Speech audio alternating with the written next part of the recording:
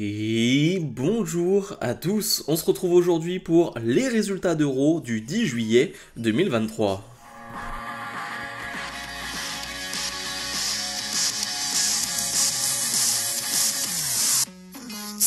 Et on ouvre le show avec un Finn Balor très énervé, il le dit. Pour lui, eh bien, il a perdu lors de Money in the Bank face à Seth Rollins à cause de Damien Priest. Et oui, on y revient, hein, Finn Balor n'a toujours pas digéré cette défaite.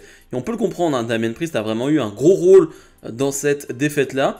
Et finalement, il va pas pouvoir aller plus loin car Rhea Ripley et Dominic Mysterio vont arriver.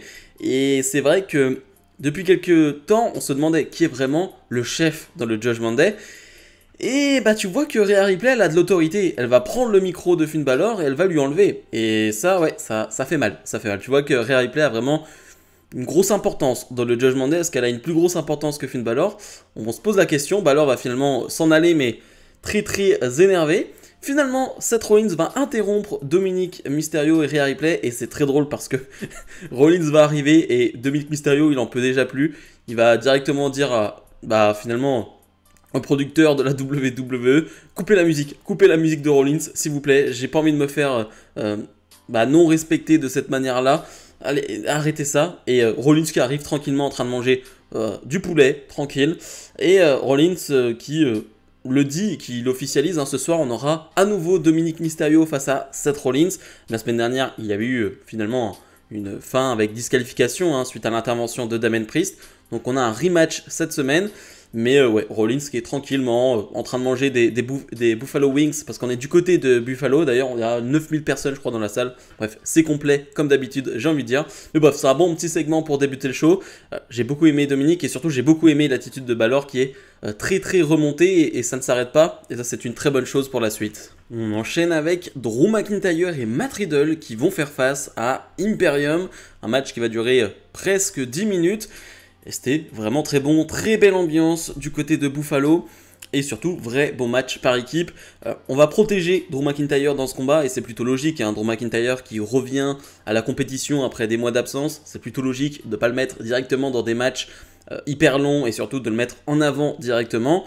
C'est lui qui va avoir le hot tag dans ce combat. Et quel hot tag! C'est-à-dire qu'il ne fait pas énormément de choses dans ce hot tag, mais la salle va littéralement exploser au moment où il va rentrer sur le ring. Ouais, ça reste Drew McIntyre et il y a toujours de très gros fans de McIntyre et grosse pop à chaque fois qu'il va faire des choses. Et ça, c'est une très bonne nouvelle pour la suite.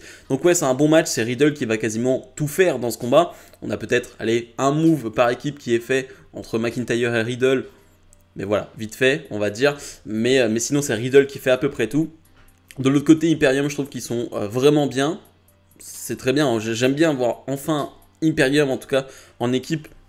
C'est-à-dire Giovanni Vinci et Ludwig Kaiser. C'est bien aussi de les voir un peu plus en avant. Mais bref, McIntyre va donc avoir son hot tag. Ils vont même s'occuper de Gunther à l'extérieur du ring. Et McIntyre et Riddle vont l'emporter. C'est bien, comme je le disais, d'avoir, on va dire, un échauffement pour McIntyre avant, logiquement, d'affronter Gunther du côté de SummerSlam. Seth freaking Rollins fait son entrée pour affronter Dominic Mysterio, mais Dominic va s'en prendre à lui avant le match. Et j'ai envie de dire, tout le Judgment Day va s'en prendre à lui. Et oui, Balor et Damien Priest ont mis, on va dire, leurs différents côtés juste avant et s'en prennent finalement en 3 contre 1 contre Rollins.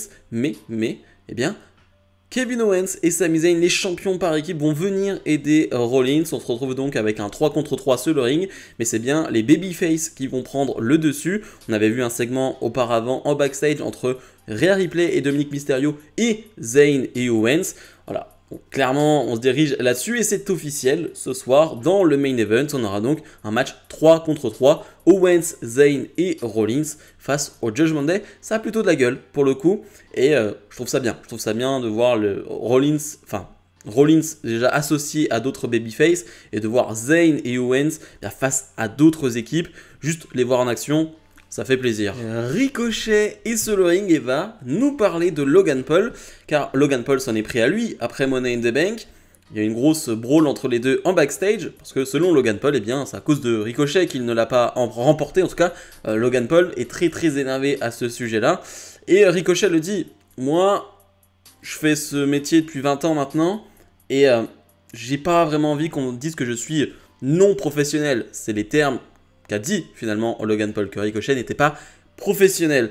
Et ça lui plaît pas à Ricochet. Ça lui plaît pas. Logan Paul va finalement arriver, et je vais être honnête, c'est la meilleure promo de Ricochet dans le roster principal, peut-être même de sa carrière, j'ai envie de dire. Et ça faisait très longtemps que j'avais pas vu un Ricochet aussi crédible et aussi intéressant. Il est toujours intéressant sur le ring, il n'y a pas de souci. Mais en tant que personnage, en tant que caractère, je l'ai trouvé très intéressant dans ce segment. Parce que finalement, Logan Paul va lui dire... Ouais, en fait, ce qui m'a énervé, c'est que la seule chose que vous vouliez lors de Money in the Bank, c'était que je ne gagne pas. C'était pas que vous gagnez, c'était le fait que moi, je ne gagne pas. Et Ricochet va le dire, ouais, c'est normal. C'est normal, on n'a pas envie que Logan Paul gagne ce match. Moi, je suis un homme du peuple, et le peuple n'a pas envie de voir Logan Paul avec cette mallette. Donc forcément, je vais tout faire pour que Logan Paul n'ait pas cette mallette. Et c'est hyper intéressant, parce que Logan Paul va ensuite dire, ok, tu voulais ton moment de gloire, tu voulais ton moment finalement, on va dire d'attention, parce que tu sais très bien que si tu t'en prends à Logan Paul, bah, tu vas avoir finalement plus de vues, tu vas avoir une attention particulière, mais j'ai pas envie de ça moi. Moi je suis une superstar de la WWE aujourd'hui, et je suis pas là pour ça. Ricochet va nous faire son fameux saut à l'extérieur du ring. Si vous vous souvenez bien, il l'avait fait à NXT face à Velveteen Dream, c'était excellent, et là il le refait, c'est génial, vraiment. En plus tu le sens venir, honnêtement tu le sens venir, parce que Logan Paul parle justement de moments virals, etc. Et tu sens que Ricochet va le faire, et il le fait, et il se met face à Logan Paul, et Logan Paul lui dit « Ah ouais, ok. Ouais. » Tu vois, c'est ce dont de quoi je parle. Je suis pas un TikToker ou quoi que ce soit. Moi, je parle pas de moment viral. Je suis le moment. Ricochet va finalement s'en prendre à Logan Paul en faisant un move incroyable comme toujours. Et ouais, franchement, hyper crédible Ricochet dans ce segment. Logan Paul, génial. Il y a un seul truc que j'aime pas au niveau du personnage de Logan Paul, c'est qu'à chaque fois, il est obligé d'insulter la ville où il est, alors qu'il a même pas besoin. Je trouve que c'est de la hit facile. Il cherche à se faire encore plus hué qu'il l'est, alors qu'il a même pas besoin. Il a même pas besoin de ça. Il arrive, il est hué. Il a même pas besoin d'insulter la ville en question. C'est peut-être un détail, mais je trouve qu'il en a même pas besoin. Becky Lynch fait face à Zoey Stark. Alors, il y avait une grosse incertitude au niveau de ce combat, parce que quelques heures avant le show, on nous avait finalement plus annoncé ce combat. Il était plus sur aucune carte, donc on se demandait pourquoi.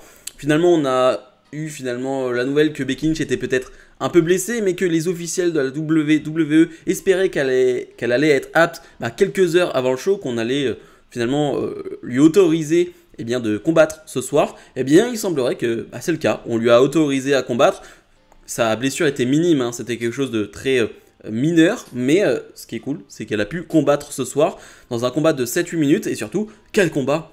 C'était génial, vraiment j'ai adoré ce combat. Ce que j'aime dans ce type de combat là, c'est que au début du match, le public est pas hyper emballé, voilà, ils viennent d'avoir quelques bons segments, etc. Ils n'ont pas forcément envie d'être à fond là-dedans, mais le match est tellement bon qu'ils commencent vraiment à être derrière Becky Lynch.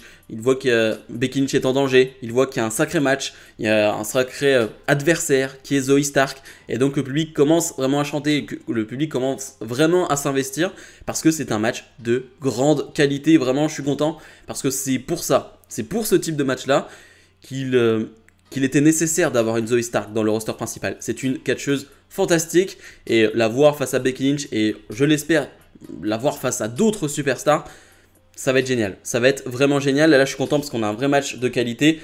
Elle va te sortir toutes ses prises. Finalement, Zoey Stark, hein, il y a son springboard missile dropkick qui est impressionnant pour le coup. Io Sky, il y en a un qui est différent. Il ne le porte pas de la même manière, mais celui de Zoey Stark est aussi impressionnant. Enfin bref, c'est vraiment un très très bon combat. La fin de match, assez surprenante, parce que Trish Stratus va faire plusieurs interventions, et l'une d'elles va vraiment bien fonctionner, parce que Zoey Stark va surprendre Becky Lynch avec un roll-up. 1, 2, 3, victoire de Stark face à Becky Lynch. Grosse victoire pour Stark, alors oui, avec intervention, mais quand même, tu bats Becky Lynch, une ancienne championne, main event de WrestleMania, etc., etc. C'est pas n'importe quoi. Ça veut dire aussi qu'on fait confiance à Zoey Stark, et j'espère qu'on va avoir une revanche dans les prochaines semaines, c'est même sûr et certain, mais ouais, ce premier match m'a vraiment beaucoup plu. Alpha Academy nous fait une cérémonie pour célébrer, pour récompenser Maxxine Dupri, qui a obtenu sa première victoire la semaine dernière chez WWE dans son premier match, tout simplement. Ce n'est pas rien, et donc on va avoir une vraie cérémonie présidée par Chad Gable et Otis, surtout par Gable. Et pour ceux qui suivent NXT, on a vraiment une grosse ressemblance avec ce que fait la Chase University. On est vraiment dans ce même domaine-là. Vraiment, alors je trouve que la Chase University, c'est un niveau au-dessus, pour le coup, parce qu'ils font ça depuis des mois et des mois, donc c'est quand même assez différent. Pour moi, c'est meilleur, mais on est quand même sur quelque chose d'assez similaire. Finalement, Maxine Dupree donc, va arriver pour obtenir sa récompense. Une Maxine Dupree qui va dire qu'elle est fière, qu'elle est heureuse, mais surtout qu'elle a eu des bons professeurs. Et voilà, que le public va chanter You deserve it, hein, tu le mérites. C'est plutôt marrant, c'est plutôt fun. D'ailleurs, j'ai vu sur les réseaux sociaux, je dis j'ai vu, mais finalement, il n'y a qu'une ou deux personnes qui comprenaient pas trop ce genre de segment. Les gars, ça reste que du catch. Et il faut ce genre de segment justement. Et en plus, en ce moment, Alpha Academy, c'est plutôt assez over. Avec Maxine, ça fonctionne plutôt bien. C'est plutôt bien, je trouve, d'avoir ce genre de segment-là. Ça coupe avec tout le reste. Et je trouve ça bien. Ça fonctionne plutôt bien. Et donc, Maxime Dupree qui va recevoir finalement une nouvelle veste. Et d'ailleurs, ils font des blagues. C'est vraiment... Bon, voilà, c'est très beau, j'ai envie de dire. Mais parce que Gable va dire, il faut que tu enlèves ce haut, il faut que tu enlèves tout ça pour finalement qu'on te mette ta veste. Donc il y a des petites allusions qui sont faites. Mais bref, finalement, Valhalla va s'en prendre à Maxine Dupree. On peut imaginer qu'on va avoir peut-être la semaine prochaine ou dans les prochaines semaines, eh bien, le premier match 1 contre 1 de Maxine Dupree face à Valhalla. Shayna Baszler fait face à Emma. On essaye de remettre en avant Shayna Baszler, de la rendre plus crédible, hein, elle qui va sûrement affronter Ronda Rousey dans les prochaines semaines. Donc forcément, il faut la rendre un peu plus crédible. Donc voilà, on essaye de la faire affronter des gens, on lui fait des vidéos package, bref, on fait la totale et c'est tant mieux. C'est tant mieux, il faut, j'ai envie de dire, redorer le blason de Shayna Baszler. Elle va battre en 1 minute Emma, hein, rien à dire sur le combat. Après le combat, Ronda Rousey va venir et encore une fois, comme la semaine dernière, grosse brawl entre les deux. Et il n'y a pas à dire, hein, les brawls entre les deux sont vraiment top et le public en redemande. Tu sens que le public, eh bien, il y a une certaine électricité en fait quand Rousey et Baszler se mettent des coups parce que, ouais, tu sens que ça ne s'arrête pas et ça ne retient pas ces coups justement et que ça frappe plutôt fort entre les deux. Il y a de beaux enchaînements, alors ça va très vite, hein, c'est qu'une brawl, hein, ça dure pas 5 minutes, mais encore une fois c'est une belle brawl et comme la semaine dernière, c'est vraiment réussi. Alors, il va pas falloir faire ça toutes les semaines, bien évidemment. Mais pour le moment, ce début d'histoire entre Baszler et Ronda Rousey est totalement réussi. Et ça fonctionne avec le public. Cody Rhodes est sur le ring et ça fait du bruit. Et ouais, franchement, plus grosse pop de la soirée pour Cody Rhodes. C'est impressionnant. Que ce soit pour les wow, pour l'entrée, pour finalement le début de sa promo. Ouais, c'est impressionnant. Là, la pop, le public est à fond derrière Cody Rhodes. Hein, pour ceux qui pensent que Cody Rhodes a perdu du momentum, écoutez, juste écoutez. Cody Rhodes va forcément nous parler de Brock Lesnar et il le dit. On a tous un Brock Lesnar dans notre vie, quelqu'un qui nous empêche bien d'atteindre nos objectifs, que ce soit votre patron, que ce soit peu importe votre anxiété. Bref, on a tous un Brock Lesnar dans notre vie. Et moi, j'ai ce Brock Lesnar qui m'empêche bien d'atteindre mon but. Voilà, mon but c'est d'être champion finalement et il m'empêche d'atteindre ce but et donc je challenge Brock Lesnar pour un rubber match. Alors au début je me suis dit attends, c'est une stipulation, non, rubber match en anglais ça veut juste dire que c'est le 3e affrontement finalement entre deux combattants, l'affrontement qui doit décider qui remporte la guerre entre guillemets. C'est-à-dire que là il y a 1-1, victoire de Cody Rhodes pour le premier, victoire de Lesnar pour le deuxième et donc le 3e s'appelle un rubber match. Je ne savais pas honnêtement. Donc pour le moment on parle pas de stipulation entre les deux. Ok, j'aurais vraiment aimé une stipulation mais pour le moment on n'en parle pas. Mais ouais, Cody Rhodes nous promet finalement de ne plus être ce prince et de ne plus attendre finalement que son tour arrive, mais de finalement être ce gars numéro 1. Bref, c'est une excellente promo de Cody Rhodes, hein. Comme d'habitude, j'ai envie de dire, je me lasse pas. Je me lasse pas de l'entrée de Cody Rhodes, je me lasse pas de sa présentation, je me lasse pas de ses promos.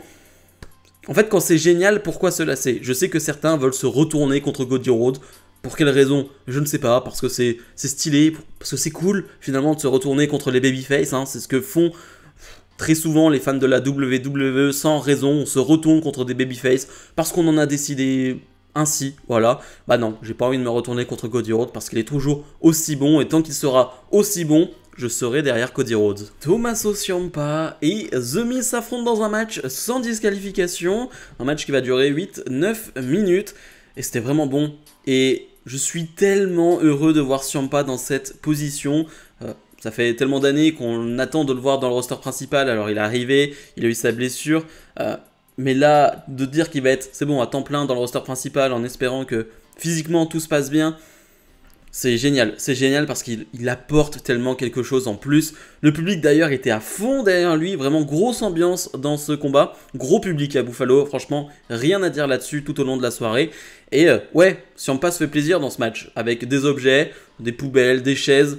Forcément, il est obligé de ramener une table sur le ring parce que le public eh bien, en redemande. Et d'ailleurs, on va jouer avec ça, hein. Miz qui va à plusieurs reprises enlever cette table hein, pour se faire huer. Forcément, c'est classique, mais ça passe plutôt bien. Miz qui a l'air bien en forme physiquement, je trouve que Miz est bien affûté. Enfin bref, c'est un vrai bon combat sans disqualification, qui va pas trop loin bien sûr, mais qui est très divertissant. Et petite surprise, Bronson Reed va venir aider The Miz, hein, va venir détruire totalement Tommaso Ciampa, lui porter son énorme splash, qui fait bien réagir le public, et The Miz va en profiter pour remporter ce match 1, 2, 3. On le sait, il y a quelques mois, Bronson Reed était arrivé, avait fait son retour chez WWE aux côtés du Miz. Hein, finalement, bon, les deux ne s'étaient plus associés par la suite. Il semblerait que The Miz ait réussi à récupérer Bronson Reed. Bref, il faudra des explications dans les prochaines semaines. Chelsea Green et Sonya Deville font face à Katada Chance et Kayden Carter. Alors je sais que ce match ne va pas faire plaisir à grand monde, mais c'est plutôt logique. C'est-à-dire qu'on a un match qui va durer 2-3 minutes. Pas grand chose à dire, hein. Katana Chance et Kayden Carter, chaque semaine t'apportent un nouveau move, voilà, elles s'entraînent, ça bosse et ça se voit, voilà, il y a toujours une innovation et ça je trouve ça vraiment bien, mais le résultat du match est vraiment sans surprise, et oui parce que Chelsea Green et Sonya Deville sont les challengers numéro 1 eh bien, pour le titre par équipe de Morgan et Raquel Rodriguez. Le match aura lieu la semaine prochaine d'ailleurs, donc c'est plutôt logique. Green et Deville vont l'emporter en 2 minutes avec une triche bien évidemment, mais c'est plutôt logique de les voir gagner. Alors je sais, voilà, ça va râler, mais pour le coup, ça fait sens. Je suis pas content de les voir challengers numéro 1, c'est sûr, mais bon, là pour le coup, elles sont challengers, donc forcément il faut les faire gagner. On a eu un petit segment d'ailleurs en backstage où finalement on a vu encore une fois une confrontation entre Raquel et Rhea. Ouais, ça commence à sentir bon, on va voir où ça va aller, mais ça va arriver pour SummerSlam. Raquel Rodriguez face à Rhea Ripley, ça va arriver. D'ailleurs, je suis assez surpris de voir que Raquel est tellement plus grande que Rhea Ripley. Je pensais pas à ce point, mais Raquel est assez gigantesque en fait. Hein. Et le main event, donc le Judgment Day face à Seth Rollins, Sami Zayn et Kevin Owens. On est donc sur un gros main event sur le papier entre finalement le plus gros coulant de heel, avec la Bloodline, mais bon, on va pas en reparler. Et finalement, 3 des plus gros babyface actuellement chez WWE. Et c'est génial, vraiment, c'est un match qui dure un peu plus de 10 minutes. Et c'est vraiment top en termes de qualité, mais surtout, comme je le disais, en termes de star power, ouais, t'as du monde. Et c'est ce qui fait que le public va réagir à chaque fois. Le public va être à fond dans ce combat, va être vraiment investi, totalement investi. Parce que ouais, t'as des superstars qui font réagir en bien ou en mal, mais elles font réagir. Donc clairement, ça joue sur ce combat. Mais ouais, c'est un match de qualité, mais bizarrement, à 2-3 reprises, il y a des botches, il y a 2-3 prises qu'on comprend pas trop. Il y a un enchaînement entre Balor et Rollins qui se finit pas très bien, on comprend pas trop où ça va. Il y a aussi un moment entre Zayn et finalement Balor là aussi. Alors je sais pas si c'est de la faute de Balor les deux, hein, je pourrais pas le dire, mais très bizarre. C'est bizarre parce que c'est des catcheurs d'expérience, c'est pas le genre de botch, de problème d'incompréhension qu'on voit avec ce type de catcheur là. Donc assez bizarre dans ce combat, mais globalement ça reste un bon combat. Je trouve que du côté du Judgment Day, ça bosse de mieux en mieux en équipe. Vraiment, il y a un vrai travail qui est fait là aussi. Et l'habitude, tout simplement, de bosser ensemble semaine après semaine, tu sens que ouais, ça commence à payer, il y a une vraie alchimie entre les trois. Et je parle bien entre les trois parce que ouais, ça va vite, les changements vont vite, on sait ce qu'on a à faire, les prises qu'on a à faire à 2, à 3, bref, ça enchaîne plutôt bien. Donc franchement, c'est vraiment très bien. La fin de match est cool aussi parce que ça va dans tous les sens. On a un Dominic Mysterio qui va prendre un stunner de la part d'Owens de manière magnifique. Vraiment, il le vend très très bien le stunner Mysterio. Et petite surprise finalement, c'est le Judgment Day qui vont réussir à surprendre Owens et Zayn. Et je crois que c'est Zayn qui prend le tombé final de la part du Judgment Day. Donc victoire du Judgment Day. C'est pas la première fois que le Judgment Day fait le tombé gagnant sur Owens et Zayn. Clairement, ils vont avoir une chance pour le titre, une nouvelle chance pour le titre, ça c'est sûr et certain, je pense. Et on met de côté les tensions du côté du Judgment Day. On l'a vu pendant le combat à 2-3 reprises, il y a quand même eu quelques incompréhensions du côté de Balor et Priest. Donc je pense pas que ce soit totalement mis sous le tapis et que ça va être oublié. Non, non, je pense que là, pour le coup, ce soir-là, ça a bien fonctionné et on est amis, tout va bien. Mais je pense que dans les prochaines semaines, peut-être une défaite pour les titres tag ou quelque chose comme ça. Mais voilà, va y avoir vraiment une séparation du Judgment Day. En tout cas, entre Balor et Priest, à un moment donné, ça va péter. Ça, j'en reste persuadé. Le bilan de ce Raw, c'était super. Vraiment, c'était super. On est dans la continuité. C'est pour ça que c'est le genre de Raw où, comment dire, t'as rien de extraordinaire. Tu sais, t'as pas un retour. T'as pas un moment où je me suis dit, waouh, moment du show, tu vois. Mais par contre, c'est très constant. On continue les storylines qui sont mis en place depuis des semaines. Et c'est constant, mais dans le bon côté des choses. C'est pas constant dans la médiocrité, c'est constant dans l'excellence, vraiment. Et je parle d'excellence parce que Cody Rhodes, excellent. Zoe Stark, Becky Lynch, excellent. Ricochet, Logan Paul, excellent. Le main event, excellent. Et j'en oublie presque. Franchement, Rousey, Shayna, excellent. Franchement, rien à dire. Il y a vraiment de très très bons segments. Le côté plus second degré et plus humoristique du côté Alpha Academy, ça fonctionne très bien. Franchement, j'ai pas grand chose à dire sur ce Raw, c'était encore une fois très bon. On est dans la continuité, mais c'est une bonne continuité. Franchement, je vais pas me plaindre quand on a des shows de cette qualité-là. Donc pour moi, on est sur un bon 9 sur 10 une nouvelle fois. Encore une très bonne note pour Raw. Bref, comme d'habitude, n'oubliez pas de mettre le pouce vers le haut, de vous abonner. Et nous, on se retrouve dès demain pour ma review de NXT. Et n'oubliez pas, à NXT, on aura le Judgment Day, donc soyez présents. Bref, salut, salut.